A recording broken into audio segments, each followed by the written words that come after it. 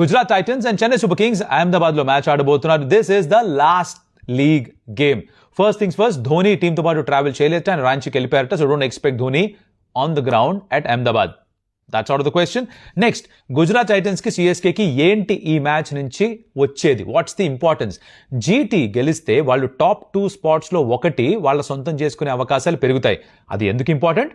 Obvious reasons. మీకు extra opportunity దొరుకుతుంది finals లోకి వెళ్ళడానికి.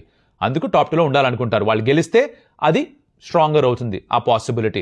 చెన్నై సూపర్ కింగ్స్ గెలిస్తే వాళ్ళకి 14 పాయింట్స్ వస్తాయి. అప్పుడు వాళ్ళకి ఒక అవుట్ సైడ్ ఛాన్స్ ఉంది. అంటే ఆర్ఆర్ వాళ్ళ మ్యాచ్ ఓడిపోయి, పంజాబ్ కింగ్స్ వాళ్ళ మ్యాచ్ ఓడిపోయి, కేకేఆర్ వాళ్ళ ఆఖరి మ్యాచ్ గెలవకపోతే అప్పుడు సిఎస్కే క్వాలిఫై అయ్యే ఛాన్స్ ఉంది. మరి అది కూడా జరగాలంటే వాళ్ళు 14 పాయింట్స్తో ఉండాలి. సో వాళ్ళకి అందుకు ఈ మ్యాచ్ ఇంపార్టెంట్.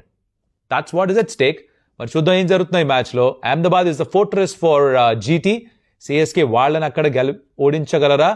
2023లో చేసిన గొప్ప విజయం టైప్ రీక్రియేట్ చేయగలరా అక్కడ?